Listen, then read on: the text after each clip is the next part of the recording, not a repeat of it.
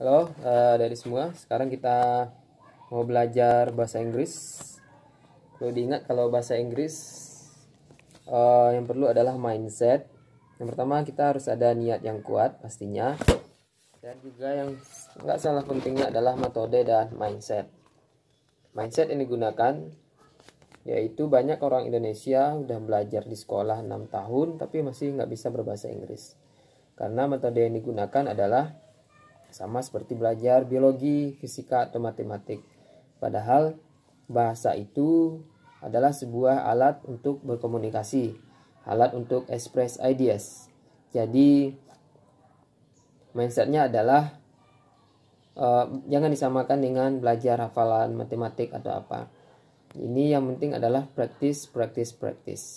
Dan metode yang digunakan adalah setelah tahu harus dipraktekkan. Oke, sekarang kita akan membahas materi dari kelas 10 chapter 1. Belajar juga jangan cuma diam saja. Selain mendengarkan, juga memvisualisasikan, membayangkan keadaan, misalnya seperti conversation, kita benar-benar membayangkan kalau kita berada di situasi tersebut. Jika saya membaca suatu materi, saya harapkan juga adik-adik yang belajar bisa menirukan kosakata yang saya bilang, dan kalau ada kosakata baru langsung diingat. Oke, baik, langsung saja. Baik, di pelajaran kali ini saya menggunakan buku bahasa Inggris untuk SMA dan Madrasah Aliyah kelas 10 semester 1 atau kelas 1 SMA. Ini juga buku yang digunakan ini sudah sesuai dengan kurikulum Menteri Pendidikan. Dan saya suka buku ini karena ada karakter building dan juga economic creative value-nya, pembangunan karakter dan nilai-nilai ekonomi kreatif.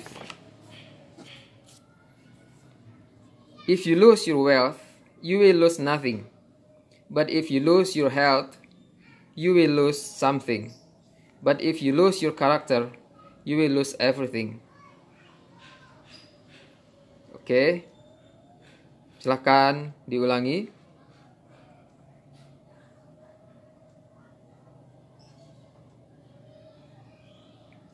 Something. If you lose your character, you will lose everything. Jika kamu kehilangan kekayaan, kamu tidak akan kehilangan apa-apa. Jika kamu kehilangan kesehatanmu, kamu akan kehilangan sesuatu. Tapi jika kamu kehilangan karaktermu, kamu akan kehilangan segalanya. Jadi karakter itu sangat penting, seperti jujur, bisa dipercaya. Di materi kali ini kita akan belajar unit 1, yaitu recount text. Di sini ada pelajaran introducing oneself, memperkenalkan diri, introducing someone to other people, memperkenalkan seseorang ke orang lain, ada greeting, sapaan, ada leave taking, pamit, ada genre recount. Recount text ini adalah salah satu jenis teks dalam bahasa Inggris yang menceritakan kejadian-kejadian di masa lampau, seperti kisah-kisah biografi. Selanjutnya ada simple past tense, grammar. Ini cara membentuk kalimat di masa lampau. Ada juga adjective phrase, frase kata sifat, dan juga ada announcement and messages, pengumuman dan pesan-pesan. Recount. Do you like reading biographies of some great men? Apakah kamu suka membaca biografi atau kisah hidup orang-orang yang luar biasa? If you do, what can you get from it? Kalau kamu suka, apa yang bisa kamu dapatkan dari kisah tersebut? Well, baiklah. Actually, by reading some biographies, you have learned about recount text. Sebenarnya dengan membaca biografi, kamu telah belajar tentang recount text, text recount. How could it be? Bagaimana bisa? A biography tells you about someone's experience during their life chronologically. Jadi sebuah biografi menceritakan kamu tentang pengalaman seseorang during their life, ketika hidupnya, chronologically, secara kronologis atau secara runut dan berurutan. Now, sekarang, in this unit, you will learn more about recount text. Di bab ini, kamu akan belajar lebih banyak lagi tentang recount text.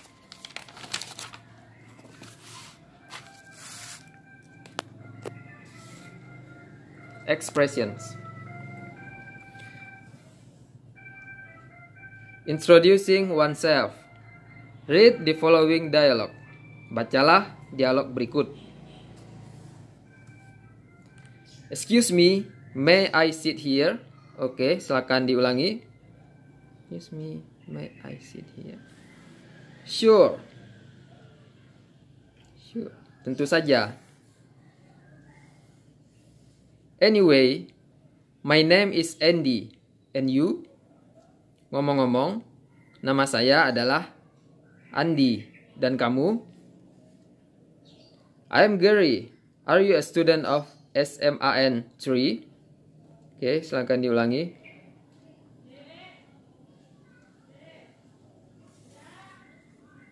Yes, you must be a student of SMAN 2. Ya, kamu pasti murid SMA 2. Silakan diulangi.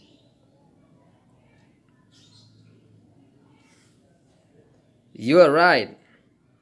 Kamu benar. Our school teams will have a final match today. Silakan diulangi. You're right. Our school teams will have a final match today. In the dialogue, the two boys want to watch a soccer match and they introduce themselves to each other. Di dalam dialog tersebut, dua orang laki-laki mau menonton pertandingan sepak bola dan mereka memperkenalkan diri mereka sendiri satu sama lain. The sentences my name is Andy and I'm Gary, kalimat nama saya Andy dan saya Gary, are used to introduce oneself, digunakan untuk memperkenalkan diri. Here are some other expressions to introduce oneself. Ini adalah beberapa ekspresi lain yang digunakan untuk memperkenalkan diri. Oke, ulangi ya. Setelah saya ingat, kalau bahasa kita harus praktis. Jangan malu-malu untuk bicara. Kalau salah tinggal diperbaiki. Dan kalau ada kosakata baru, langsung diingat dan langsung dipraktekkan. Di sini ada dua kolom. Introducing oneself, memperkenalkan diri, dan responding, respon atau jawabannya. Oke. Hi, I'm Donita. Silakan. Hi, I'm Donita. Atau bisa gunakan nama sendiri. Kalau di Bali misalnya, Hi, I'm Putu. Hi, I'm Komang. Hey, I'm Agung. Dan seterusnya, dan seterusnya. Selanjutnya responnya bisa sama. Hi, I'm Dewa.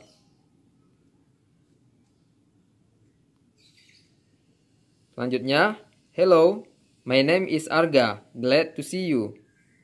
Halo, nama saya Arga, senang bertemu dengan Anda. Silakan diulangi. Hello, my name is Arga, glad to see you. Responnya, hello Arga, I am Darren, glad to see you too. Silakan. Hello, I am Arga, I am Darren, glad to see you too. Selanjutnya, kalimat yang bisa digunakan untuk memperkenalkan diri adalah let me introduce myself. I am Dani. I come from Kupang. Izinkan saya untuk memperkenalkan diri. Saya Dani. Saya berasal dari Kupang. Silakan.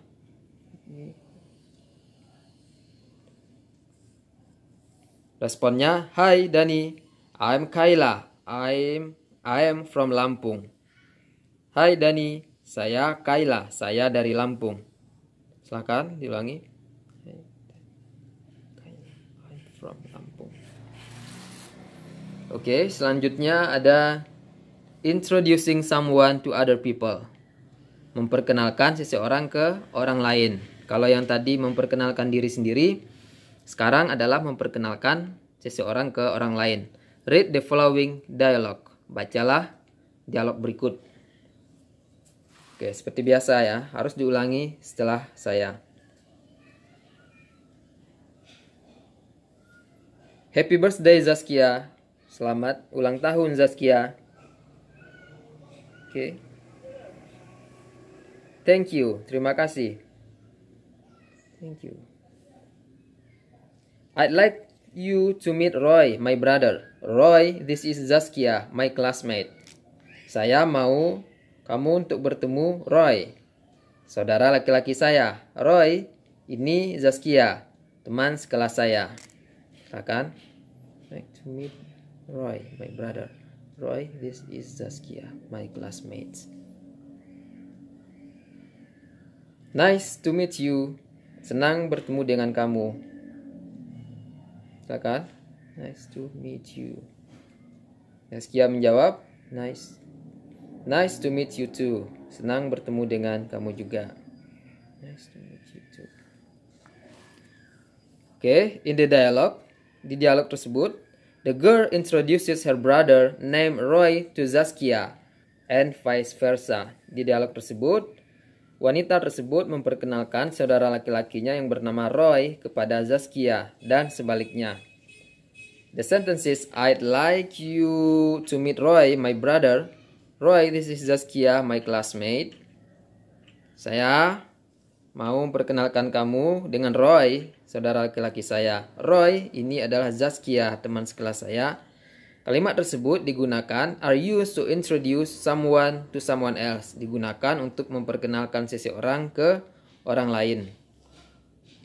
Here are some expressions to introduce someone to other people. Ini adalah beberapa ekspresi-ekspresi lain untuk memperkenalkan seseorang ke orang lain. Oke, seperti biasa. Silahkan diulangi setelah saya. Ini ada kolom pertama, introducing someone, memperkenalkan seseorang. Kolom kedua adalah jawaban atau responnya. This is Rico, my cousin. Rico, this is Rani, my neighbor. Ini adalah Rico, sepupu saya. Rico, ini Rani, tetangga saya. Silakan diulangi. This is Rico, my cousin. Rico, this is Rani, my neighbor. Oke, jawabannya hello Rico, nice to meet you. Hello Rani, nice to meet you too. Halo Rico, senang bertemu dengan Anda. Halo Rani, senang bertemu dengan Anda juga. Silakan. Hello Rico, nice to meet you. Hello Rani, nice to meet you too. Oke, selanjutnya kalimat yang bisa digunakan untuk memperkenalkan orang lain adalah let me introduce you to my father, Mr. Herman. Dad, this is my tutor, Mr. Hendra. Izinkan saya memperkenalkan kamu kepada ayah saya, Bapak Herman. Pak, ini adalah tutor saya, Bapak Hendra. Oke, silakan diulangi. Let me introduce you to my father, Mr. Herman. Dad, this is my tutor, Mr. Hendra. Jawabannya, how do you do, sir? Seperti menanyakan bagaimana kabarnya. Okay, please meet Amara, my friend. Amara, this is Romy, my brother. Oke, silakan bertemu atau berkenalan dengan kenalkan. Ini Amara, teman saya. Amara, ini Romy, saudara laki-laki saya. Silakan. Please meet Amara, my friend. Amara, this is Romy, my brother. Responnya, Hi Amara, glad to meet you. Glad to meet you too, Romy. Hai Amara, senang bertemu dengan kamu. Senang bertemu dengan kamu juga, Romy. Silakan. Hai Amara, glad to meet you. Glad to meet you too, Romy. Selanjutnya, I'd like to introduce you to my sister, Reni. Reni, this is my classmate, Tiara. Saya mau memperkenalkan kamu kepada saudara perempuan saya, Reni. Reni, ini adalah teman sekelas saya, Tiara. Oke, silakan. I'd like to introduce you to my sister Reni. Reni, this is my classmate Tiara. Oke, responnya hello Reni, hello Tiara. Silakan. Hello Tiara. Oke, itu cara untuk memperkenalkan orang lain. Selanjutnya di sini ada greeting atau sapaan. Read the following dialogue. Bacalah dialog berikut. Ini simple ya. Hello Talita, hello Tom. Ini dialog. The two students meet at the bus stop and greet each other. The sentences hello Talita and hello Tom are used to greet someone. Dalam dialog tersebut, dua orang murid bertemu di tempat pemberhentian bus dan menyapa satu sama lain. Kalimat hello Talita dan hello Tom digunakan untuk menyapa seseorang. Oke. Next. Oke, seperti biasa. Ini adalah beberapa kalimat untuk menyapa seseorang. Oke, silakan ulangi. Hai Chandra. Hai Chandra. Hai Reza. Hai Reza. Good afternoon Roy. Selamat sore Roy. Good afternoon Tika. Good afternoon Tika. How are you? How are you? I'm fine, thanks. I'm fine, thanks. Nice to meet you. Nice to meet you. Nice to meet you too. Nice to meet you too. Oke. Untuk selanjutnya ini ada leave taking. Kira-kira ini seperti leave, seperti mau berangkat ya, atau pamitan kira-kira. Artinya, read the following dialogue. Bacalah dialog berikut. See you Gea, take care. Sampai ketemu Gea, hati-hati. Oke, silakan diulangi. See you Gea, take care, hati-hati.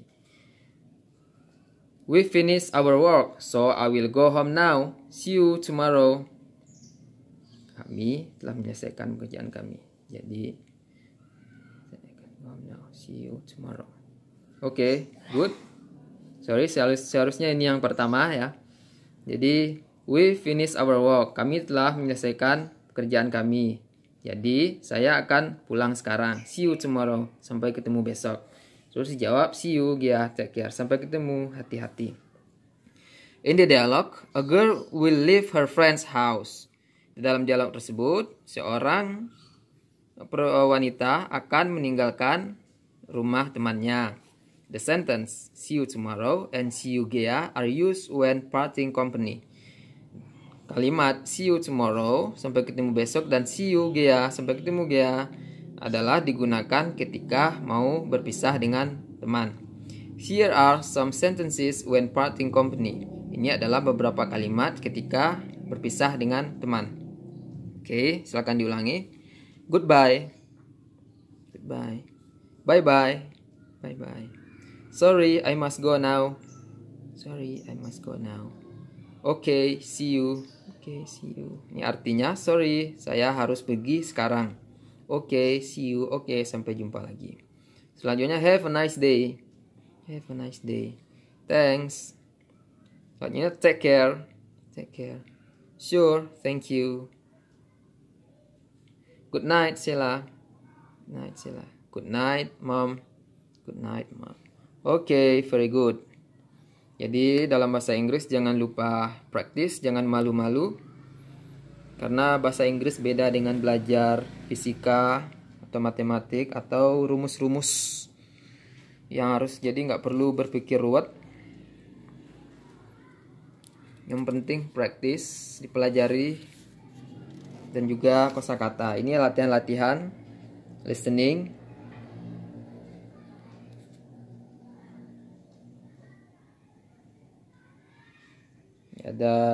Harus ada audionya, dan juga ini juga ada latihan speaking.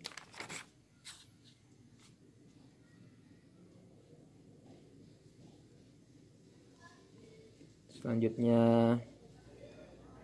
juga ada, nanti bisa di komen di bawah video ini kalau ada materi yang mau saya bahas di buku apa, nanti saya akan coba membahas. Di sini ada kutipan, do everything wholeheartedly. Lakukanlah segala sesuatunya dengan sepenuh hati. Even though no one's watching you. Walaupun gak ada yang melihatmu. Oke, jadi lakukan semuanya secara sepenuh hati walaupun tidak ada yang melihat. Oke, selanjutnya ini adalah teks dengan genre recount text. Ini ada cerita tentang Archimedes. Ini bisa dibaca. Kalau saya baca bakal menghabiskan waktu. Jadi di sini cuma menjelaskan poinnya saja.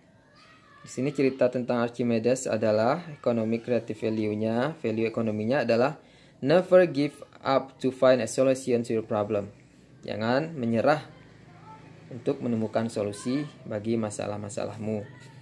Jenis teks yang di atas ini adalah text recount in spoken form. Text recount dalam bentuk bicara.